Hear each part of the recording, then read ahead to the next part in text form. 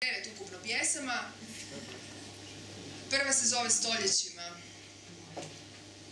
Neproženi dan, da me ne penetrira u snovima, da ne ulazi u mene onim seksi prstima, imajući pritom vidljiv izraz napetosti na licu, kojim kao da mi govori: sad ću te dobro izjebati dok se ne isprazimo do besvijesti. Neproženi dan, da ne maštam o njegovom kurcu, savršenom kao u Apolona, tvrdom poput čekića, naoštrenom poput koplja, uvijek spremnog za bojeve s mojim sokovima.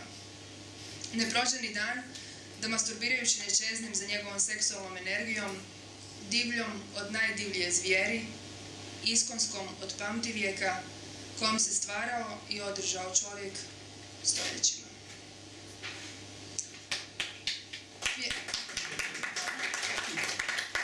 Pjesma broj 2 zove se Njegova poezija na mome noćnom ormariću. Noću čitam njegovu poeziju koja mi je danju odložena pored bračnog kreveta. Iako nisam u braku, takav se krevet svejedno naziva bračnim krevetom. Uzbuđuje me to čitanje njegove opscene knjige, na nečem od društva tako ozbiljno nazvanom bračni krevet. Čitam tu knjigu usput razgovarajući s partnerom, koji mi postaje sve manje dovoljan. Prije spavanja obično sam najnapaljenija, pa stavljam gumeni objekt u sebe, zamišljajući da se pišćevi prsti, umjesto recima svoje nove knjige, zabavljaju mojim međunožjima.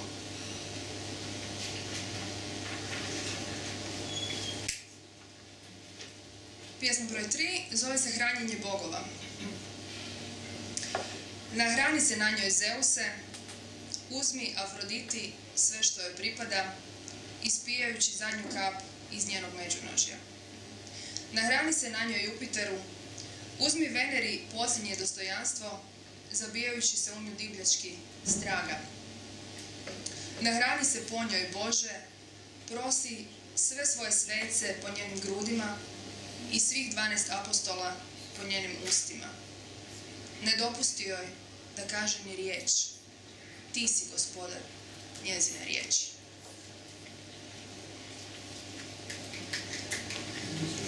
Četvrta zove se Korice. Veselim se večeras ranijem odlasku na spavanje, jer uronit ću među korice njegove knjige s jednakim uzbuđenjem kojim sam uronila među njegove noge.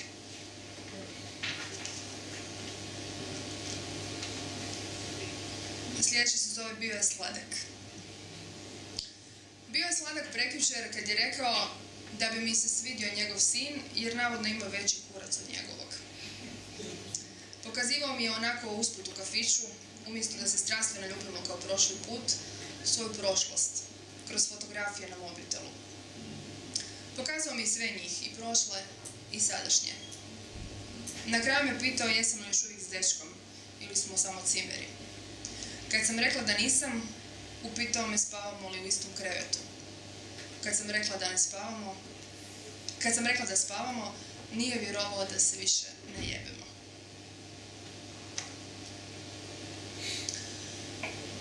Sljedeća pjesma zove se Rekla sam mu. Rekla sam mu da ću se i nakon njega ševiti okolo s drugima. Lagala sam. Rekla sam mu da previše volim seks da bih mu bila vjerna. Lagala sam. Rekla sam da smo svi tjelesno jebeno poligamni i da je suludo voditi ljubav godinama s istom osobom. To rade samo luđaci, ne hedonisti poput nas. Rekla sam mu da mi nikad neće biti dovoljan samo jedan muškarac. Lagala sam. Dovoljan mi je odavno bio on za ljubav. Sve ostalo i onako je prolazno i gotovo nevažno.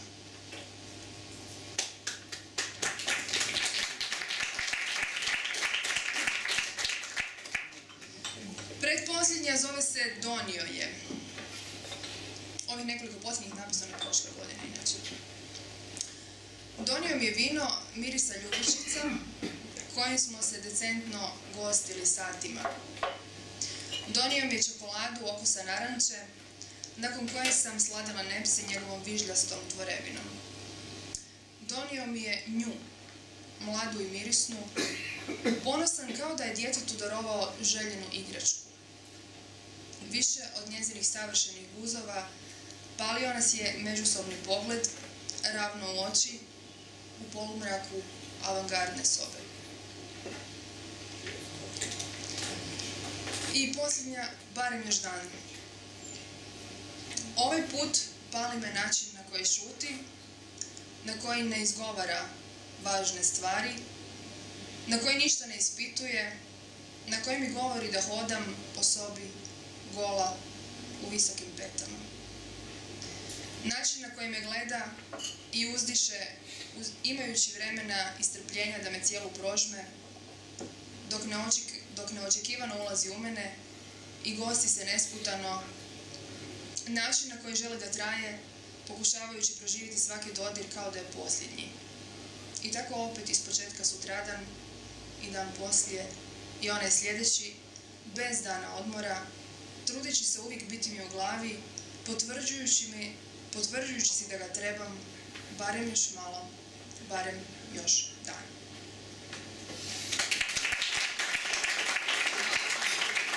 Evo, sad jedna mala pauza od 10 minuta, pa nastavljamo s još jednim džirom, nešto kraćim, ja se nadam, a svi oni koji nisu uspjeli poslušati gospodina Radakovića, ja im toplo preporučujem da svakako ostane još malo. Evo, ja ću sjesti i pročitat ću vam dio iz svog romana Žena robot. Jedan dio počinje pjesmom koju protagonistica Eva recitira svojoj prijateljici Lindi i ta se pjesma zove Bizarna pjesma. Ne pitajte me jesam li kurva ili svetica. Oboje sam, prema vašoj želji. Kurva u meni naučila je prihvaćati sveticu i svetica kurvu. Sretne su, ne smetajući jedna drugoj, osim kada kurva zaviri u ispovjedaonicu, gdje svetica razlaže svoje grijehe i predloži svećeniku da probaju seks utroje. Pišući ovo, bilo mi je skroz jasno da nepobožni svećenici, kakvi su u manjini, svi odreda jevu. Većina pak onih pobožnih ima nešto što društvene konvencije danas nazivaju seksualni problem. Pod tim se misli privlačnost prema suprotnome spolu ili možda malo spolovilo. Žalosno je međutim što svećenici nisu svjesni da veličina kurca i njegovo eventualno nedizanje ne igra presudnu ulogu u seksualnom zadovoljavanju žene. Da ima toliko tvrdih predmeta oko nas. Potrebno je samo pitati što, kako i kada žele, bez imalo srama. Što u ostalom znači propovijedati? Znači pričati bez kraja i početka, dosađivati, zanovjetati, baveći se nevažnim stvarima, za kakvi čovjek koji pravilno iskorištava svoju seksualnu energiju niti ne zna. Seksualno zdrav čovjek jebe ili masturbira, ne propovijeda. Kako god, zamišljeni svećenik u mojoj pjesmi bio je vrlo libidonozan Amerikanac, jedan od rijetkih, zgodnih i mladih protestanata, odgajan u strogo kršćanskim okvirima. Netom nakon ulaska u nuncijat shvatio da je gadno pogriješio. Mogao je birati ostati tu gdje jest i ne povrijediti majku i baku, dvije najvažnije osobe svoga života, ili otići i biti proglašen prohvatnikom i sebičnim bezobraznikom. Iz ljubavi prema svojim dvijema ženama ostao je služiti riječ Božju po župama. No bivajući u ispovjedaonici u vrelim poslijepodnevnim ljetnim satima, kad su se lagane majice pripijale uz ženska znojna tijela i kad su maloljetnice, udovice, pristojne udane žene ili razrednice požrtvovno priznavale da su griješile, nije mogao ne osjetiti čari vanjskog svijeta. Osjećajući se pomalo zakinutim, počeo je malo pomalo detaljnije ispitivati žene koliko puta su se seksale, s kime i gdje, jesu li uživale ili osjećale krivnju nakon toga, jesu li su sutradan o tome maštale pa i masturbirale. Uviđavši kako su i nakon oprosta grijeha sve redom ponavljale iste stvari, nije mogao ne maštati o tome kako su kad uživaju u svojim grijesima. Zamišljao je oblike njihovih bradavica, čvrstoću njihovih bedara, način na koji skidaju svoje ljubavnike, kakav okus imaju dolje i kakva su im lica kad se šavaju. Svega je to dovodilo do ludila i bilo mu je neiscrpan materijal za masturbaciju. Ponekad, nakon predvečernjih ispovjedi, a prije večernje svete mise, kunac mu je bio toliko nabrekao da se zabrinjavao hoće li mu duge halje uspjeti prekriti ispućinu. Ponekad bi prije mise uspio otići do WC-a i izdrkati se, ali nije uvijek za to bilo vremena. Ministranti bi ga uvijek nešto trebali, nešto mu predlagali. Ljudi su u sakristiju dolazili plaćati sprovode, krstitke, mise za bolesne i umrle, čestitati imendane i rođendane, noseći kolače, svoje tuge, nade i iskrene molitve. To je dio jednog poglavlja, još ću vam dva različita poglavlja. U porničima iz 80-ih, ako su dobro napravljeni, postoji nešto što današnji porniči često nemaju. Tijela koja izgledaju zdravije i prirodnije od današnjih. Time je i užitak tijekom seksa kao da djeluju prirodnije. U 80-ima žene još nisu u tolikoj mjeri glumile orgazme u porničima. To je počelo tek u 90-ima. Ženski orgazam nije bio nužni preduvjet da pornič bude seksi, iako je svakako bio dobrodošao. Neizostanak ženskog orgazma nije bio važan mačo muškarcima koji su ih jebali, jer su osjećali da one svejedno uživaju. Narančasta žena iz ovog porniča uživala je, ali i svršila. Dogodilo se nježno i sofisticirano, potiho, dok ga je gledala ravno u oči, s podignutim nogama na njegovim ramenima. Potom je svršio i on, izvadivši ga i svršivši joj na prekrasne male, tvrde, bijele grudi, koje je skupila rukama. Potom su se nježno poljubili, a on ju je bijelom dekicom nježno obrisao i nastavio ju ljubiti u usta. Koliko smo se na tu scenu svi uzbudili, toliko smo se barem i žene raznježile. Seksualna romantika, kako mi se javila na početku večeri, dobila je novu jaču dimenziju. Volim i primjećujem sve što je lijepo. Slaba sam na lijepe ljude, pa tako i na lijepe žene. Prije nekoliko godina razvila sam teoriju da smo svi mi u osnovi biseksualni, ne znajući da ju je Kinsey razvio puno prije mene. Neki ljudi svoju biseksualnost skrivaju, neki ju niti ne osvijeste, neki ju osvijeste, ali ništa ne čine po tom pitanju, a vrlo rijetki ju konzumiraju. Svidjeli su mi se rezultati jednog medicinskog istraživanja o kojem sam svojedobno čitala. Govorilo je da su muškarce koji su za sebe mislili da su heteroseksualni posjeli u prostoriju. Prvi dan puštali su im porniče s jebanjem muškaraca i žena, na što su naravno erektirali. Drugi dan pustili su im pornič po dvije žene, na što su također erektirali. Treći dan pustili su im porniče s jebanjem isključivo muškaraca. Isprve su negodovali i željeli izaći iz prostorije, no dogovor glede eksperimenta nije im to dopuštao. Ono što je bilo i više nego vidljivo je da su nakon nekog vremena svi redom doživjeli erekciju. Takav ishod stvari činio mi se posve normalnim. Zaključila sam da nisu spolovi ni osobe ono što nas privlači. Privlači nas ponajprije nečije uzbuđenje. Možda ste ponekad na godišnjem odmoru čuli seks susjeda i pritom se uzbudili. Drugi dan kad biste vidjeli kako izgledaju, rekli biste da vas uzdasi takvih vama možda neprivlačnih ljudi ne mogu uzbuditi. Ali bili biste u krivu. Uzbuđenje je energija koja se osjeti čak iz velike prostorne udaljenosti. Uzbuđenje je telepatsko.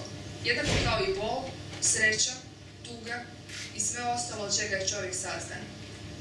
Cybersex, koji se danas u svijetu sve više konzumira, nije samo vizualna stvar, već stvarni užitak. Prije njega postojao je phone sex, kojem je krajnji rezultat također bilo stvarno tjelesno samozadovoljenje. Kao mala znala sam masturbirati na žene u donjem rublju iz majčinih modnih časopisa. Privlačilo me kad su se ženama modelima vidjele bradavice preko prozirnih grudnjaka. Ili kad su se preko prozirnih gačica vidjele stidne dlačice. Takve su stvari mnogo čitije i uzbudljivije i muškarcama i ženama, barem u odnosu na spuštene penise u muškim gačama, kakvih je također bilo u takvim časopisima. Tamošnje fotografije žena u prozirnom donjem rublju instinktivno stvaraju sokove. Da su penisi u muškim gačama u erekciji, također bi stvarali sokove. I posljednji dio, najkraći, također iz romana Žena robot, je opis jednog sna. Sanjala sam kako ležim na toplome krevetu. Bilo je predvečerje, baš kako je bilo u stvarnosti.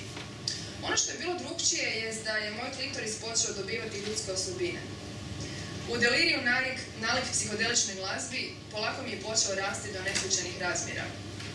Ležeći na leđima, pogledala sam si međunožje i vidjela kako mi se odjeća polako rastvara. Najprije mi se rastvorila trenerka koja se bezbrižno i polagano, kao u nekom bajkovitom filmu, spustila do koljena. Potom se isto dogodilo i s gačicama. Iz njih je, poput netom rođenog razigranog elijena, počeo izvirivati crveni klitoris. Znatiželjno me pogledao i odmah mi se u svojoj usplahirenosti i zdravoj energiji nasmiješio kako ga se ne bih uplašila. Začuđeno sam ga promatrala. Djelovao je poput malog čudovišta koje se otalo u kontroli i moglo napraviti neku štetu. Ne mogu reći da nisam bila uplašena, ali bilo mi je toliko ugodno među nogama da o tome nisam mogla razmišljati. Klice s konstantnim smješkom na licu, frajerskom alpačinovskom pacom i glasom Johna Travolte razmahao pjevajući i gibajući se na seksi ritmove pjesma Feel Good Jamesa Browna. Pacino mi se vjerojatno pojavio radi gledanja Đavoljeg odvjetnika prethodne večeri, a za Travoltu ni sama ne znam.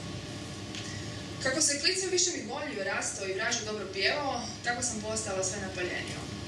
San je završio mojim sršavanjem bez ikakvog dodira međunožja, nalik polucije muškarca, samo bez izbacivanja sjemena. Događalo mi se to i prije, ali nikada u tako intenzivnoj i neobičnoj mjeri. Ugodni doživljaj držao me satima kasnije. Hvala.